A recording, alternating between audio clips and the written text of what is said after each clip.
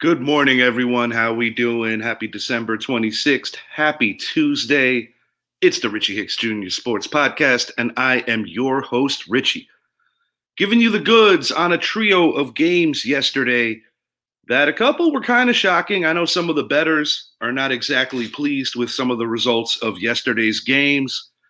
I'm going to hit on those three games across the NFL, as well as give you kind of like my personal playoff spin, how I think some of the things are going to be shaping up and breaking down the final 2 week stretch of the NFL season. A lot of important games, even with teams that are eliminated because of the sheer fact that there's going to be quite a few games that are going to be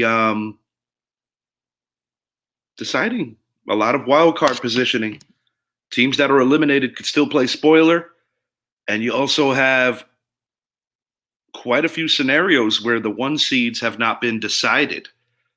And I got to say, yesterday in Santa Clara, we saw a bit of a shocker yesterday as the Baltimore Ravens just put down a legitimate smackdown on, I think, most people's favorite and most people's choice, consensus-wise, as who's the best team in the NFL. But Baltimore Ravens had something to say about that.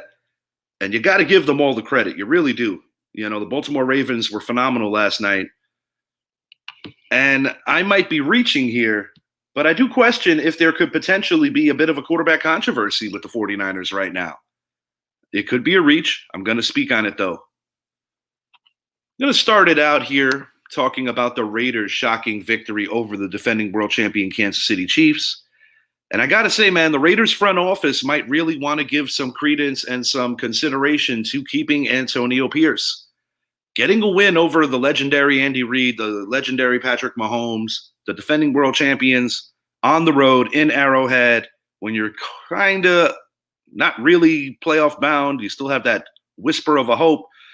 I got to say, man, the Raiders deserve all the credit. Defensively, the Raiders were on the Chiefs wire to wire. Patrick Mahomes constantly had a collapsing pocket. I talked to a friend of the show, Brett Bandick, on my way home to watch the Giant Eagle game, and he himself told me that he felt that it was eerily reminiscent of the Super Bowl that Mahomes played against the Tampa Bay Buccaneers, where he was essentially running for his life. But it's a big win for the Raiders. The Raiders have every reason to feel good about themselves after what they did yesterday. And as far as the Chiefs go, this is going to be the first time in the Patrick Mahomes era that if they're going to get to the Super Bowl, they're going to have to do it on the road. If you look at years past, they have always had the benefit of being the home team. That is not the case this year. They are going to win the division. Therefore, they will have the one home game. But after that, if Kansas City advances past round one, it's going to have to be done on the road. And after seeing what the Baltimore Ravens did yesterday, who the best team in the NFL might be different. I know it's only one game. I don't necessarily believe that was the best 49er team on the field yesterday in terms of just focus.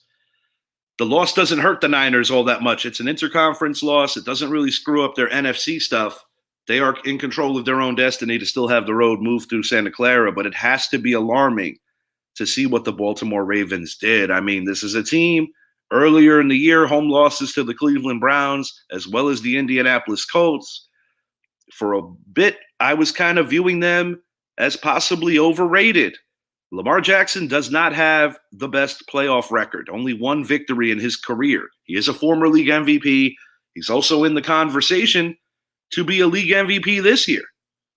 We're going to hit on that game a little more thoroughly in a moment, but it's just been on my mind. They really sent a message to the football world yesterday and to the 49ers.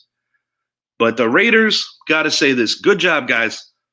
Rich Bisaccia, who's their former interim coach, was not retained in favor of John Gruden.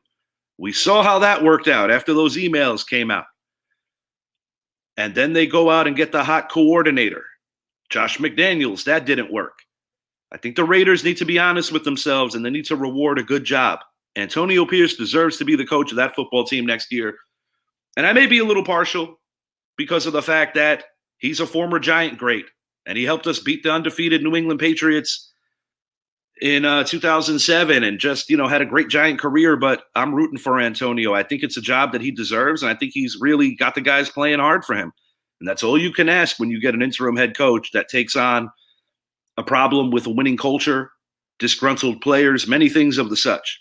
But they got the great Patrick Mahomes looking very pedestrian yesterday, and that's not an easy thing to do. Shout out to the Raiders, big-time win. I know my Uncle Randy is very happy. My sister's man, Charlie Hoppy, very happy. So congratulations to Raiders Nation. Going to hit on the second oldest rivalry in professional football, the New York Giants and the Philadelphia Eagles. How so many things change, yet so many things stay the same. The Giant losing streak in Lincoln Financial Field continues. A lot of squandered opportunities in this game, a lot of fourth and shorts, a lot of questionable play calling where the Giants just didn't convert. I would have to say the swing point of the game, 2 swing points. Right before the half, Philadelphia was out of timeouts. Jalen Hurts made the mistake of not getting out of bounds. I feel that the Giants were trying to hold him down when they didn't need to. The clock would have naturally ran out. They get hit with a delayed game penalty, which leads to a Jake Elliott field goal. That final drive, the Giants could have won the game as opposed to hoping to tie it. Bad teams make bad plays, and bad teams do things that are not very smart. One thing going into the next year, as a Giant fan, that I want to see better play in the second layer of the defense. In open space, the New York Giants are still struggling with tackling. I thought Wink Martindale called a much more aggressive game. He put Giants players in positions to get after Jalen Hurts. Many missed sacks, many missed opportunities, and you got to give credit to the opponent. Jalen Hurts did a great job of making the throws. Another swing point in the game was when he was flushed out of the pocket. He just kind of threw the ball kind of like a rainbow over a leaping Isaiah Simmons. A ball caught by A.J. Brown. He was quiet in the first half, really stepped up in the second half. And it's the Eagles winning their first game in a month. They were on a 3-game losing streak. I know Eagle fans are not all that pleased with the win. It was an 8-point victory. The Giants definitely showed up. And Tommy DeVito, who's been the craze around MetLife Stadium, around New Jersey and New York alike, was benched in favor of Tyrod Taylor. I suggested amongst some Giant fans that I thought last week in New Orleans, Tyrod would have given us the best chance to win. He relieved Tommy DeVito when DeVito was getting looked at for a potential concussion. Ultimately, he was yanked. DeVito returned. And I think it's important for the Giants to evaluate DeVito to find out where he stands going into next year. But I don't think it's much of a mystery that Tyrod Taylor is the better option at the quarterback position. Tyrod Taylor gives the New York Giants a better chance to compete. He has more stripes in the league. He's been around longer. I like Tommy DeVito's story, but I'll be honest, a lot of work still has to be done with that young man. And I would say best case scenario, he could be a practice squad quarterback next year, potentially number 2. But with the New York Giants currently in the 5th spot of the NFL draft, and with DJ after next year, not a lot of guarantees. The Giants might move on from him, and he might not be ready for opening day. I believe the New York Giants, whether in round 1 or in round 2, will be drafting a quarterback. I've been very vocal about my want, need, and desire for this team to draft Joe Alt out of Notre Dame, move Evan Neal inside, address the other guard position, maybe through free agency. I think the only 2 Giant linemen that deserve to be penciled in as week 1 starters next year are left tackle Andrew Thomas and center John Michael Schmidt. Having said all that, the Giants only gave up 1 sack yesterday. DeVito went down once. Tyrod did not go down. Final swing point of this game, Darren Waller was open. The Giants had a design play to flush Tyrod to the left side of the offensive line. Hassan Reddick, got to give him props. He was coming in hard on Tyrod. Tyrod could not get enough mustard on a throw, which saw Darren Waller behind the defense, which essentially, if the ball was thrown properly, he could have walked to the end zone. But looking back and playing the, hindsight game, Tyrod's strong side is the right side. I don't know why they moved the ball to that side. The Eagles were definitely fooled on that.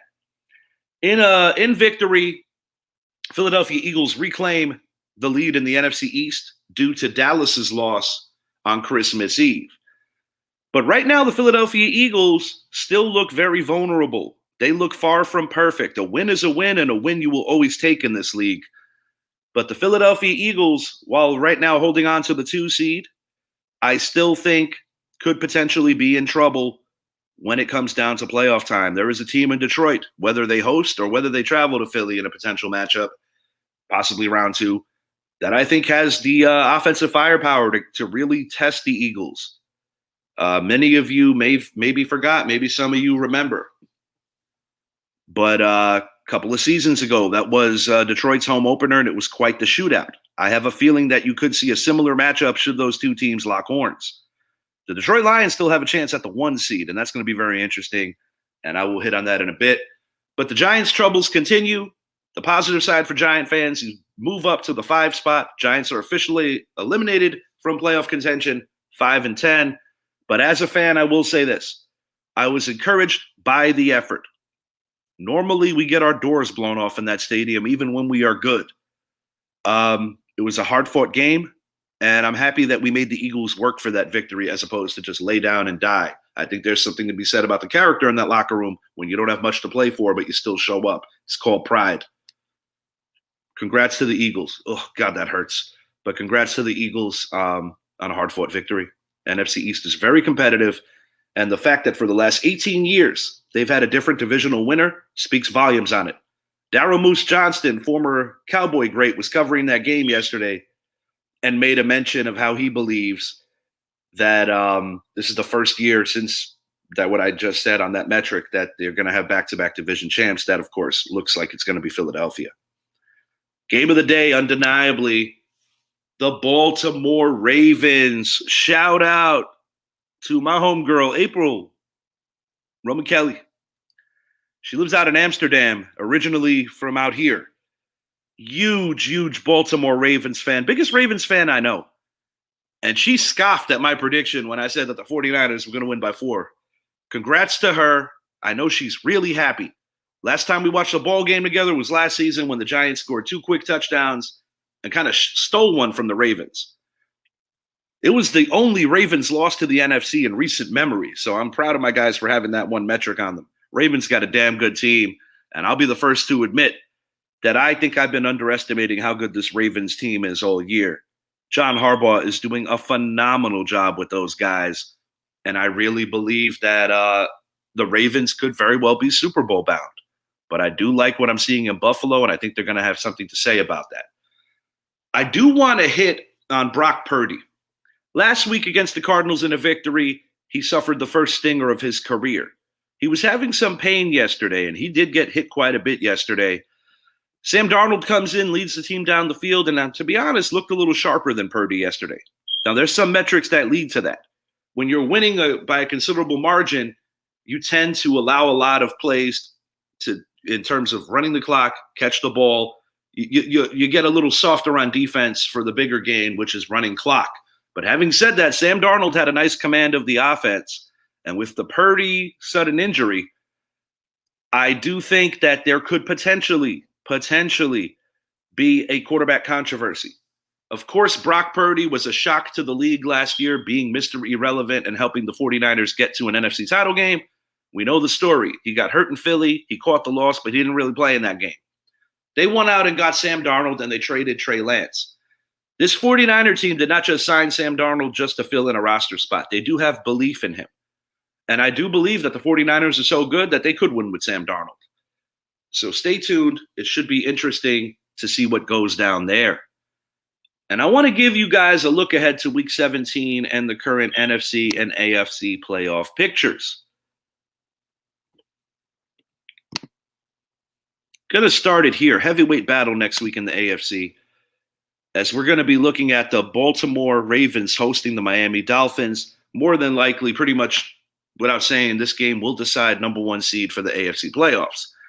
If the Ravens should win, the Dolphins are also in danger of flat out losing their division to a surging Buffalo Bills team. The Bills beat the Dolphins earlier in the year, 44-20. So that will be very interesting to see how that all pans out. I will not give you a prediction on this game yet, but I will say this.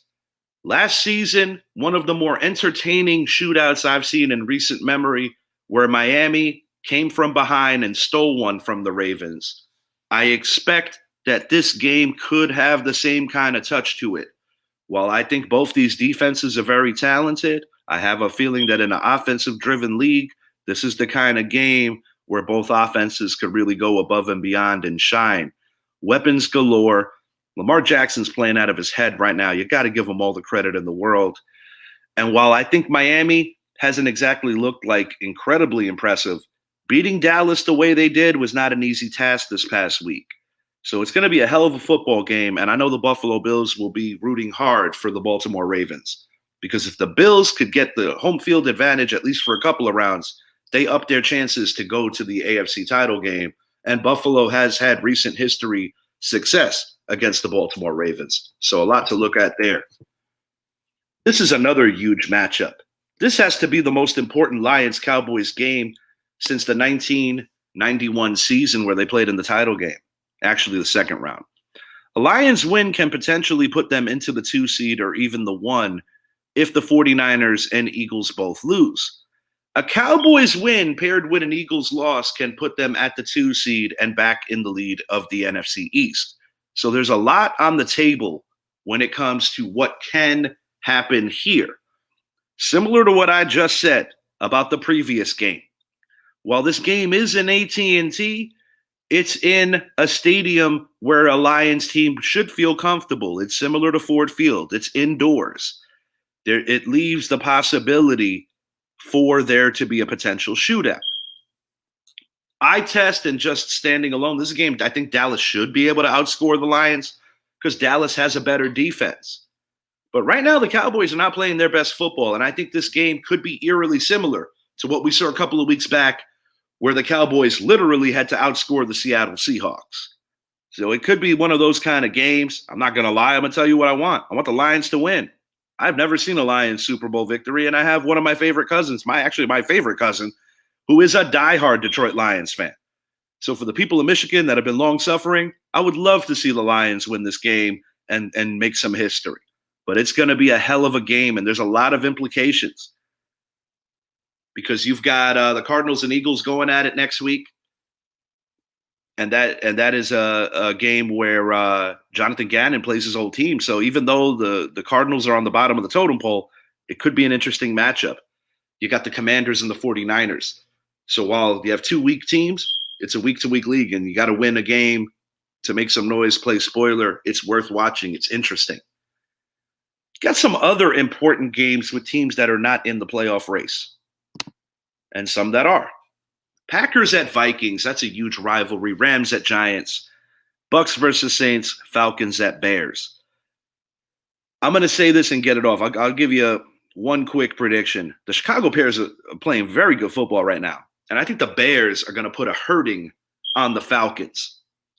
Bucks have a golden opportunity with that scenario to wrap up that South with a win over the Saints that would give them the season sweep. They won in New Orleans, and I love what Baker Mayfield is doing with that offense. And I also love what the Bucs defense is doing, looking very much so like the 2020 version that won the Super Bowl.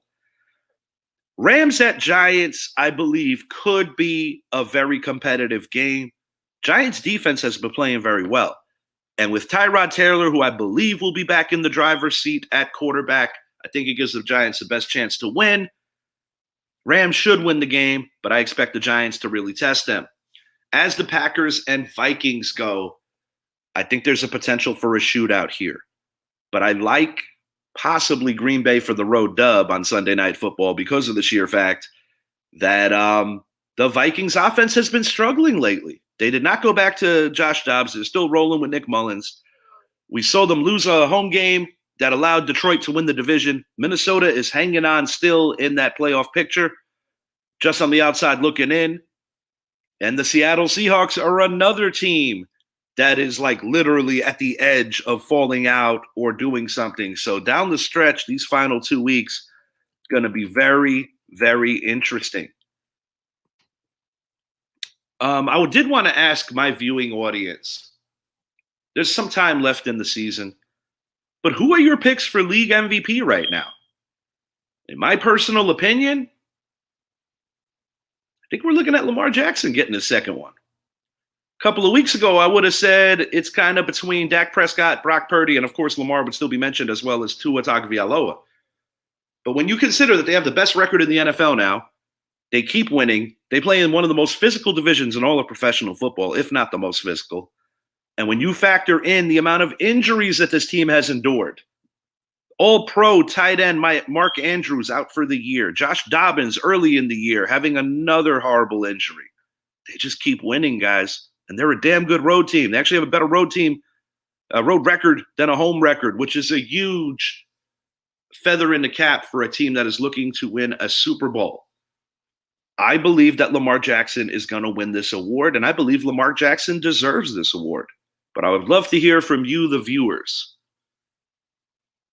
Later in the week, we're going to be splitting our Week 17 preview into two shows. I'm going to mix the Thursday night, Saturday game, as well as some of the 1 o'clocks, predominantly around the south of the AFC, because there's a lot going on over there.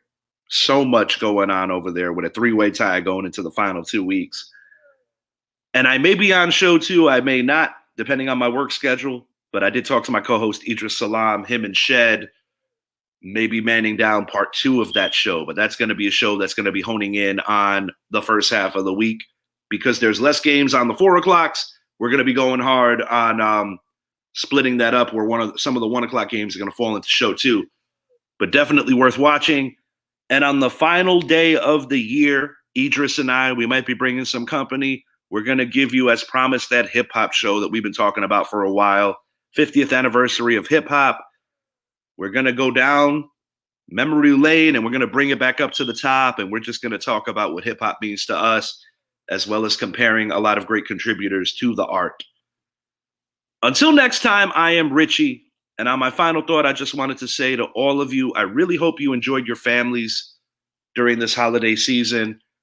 And I hope you guys got what you want. I said it yesterday on my show. I reiterate it today. Time is so very important. Making memories is so very important.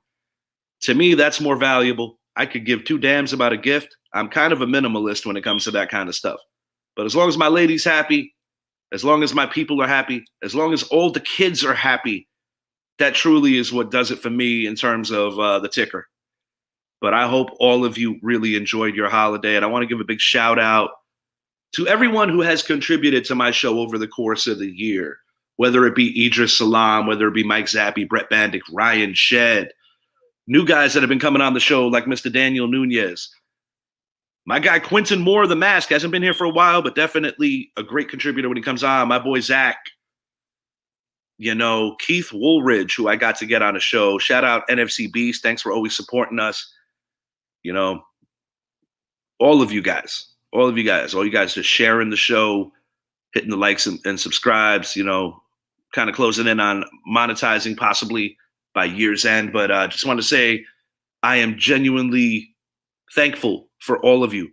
Ivan Hidalgo, one of my top fans, always up in the comments. My barber, Luis Helena. All of you, man. Much love to all of you. Thank you so much for always supporting the show, something that I am incredibly passionate about. We will be back midweek with our Week 17 NFL preview. Baseball's around the corner too, folks. Idris is also going to be providing you with another boxing show. So we got plenty of content coming down the way. And Jordan Patrick, holla at me. Want to get my former host back on the show. He's going to be possibly jumping in during the playoffs. Until next time, I am Richie. And as always, thank you for watching. Please like and subscribe to the channel, the Richie Hicks Jr. Sports Podcast on YouTube. Also, try to make it a point to check out the Mixed Edition experience. I'm talking about my man Idris Salam, getting on the 1 and 2s, old school hip hop, real DJing, casual convo show. Shouts out Idris and the beautiful Miss Coco every Wednesday night from 8 to 10. You can find that on Hand Radio. Until next time, I am out. Enjoy your Tuesday and make it count. Take care, everyone.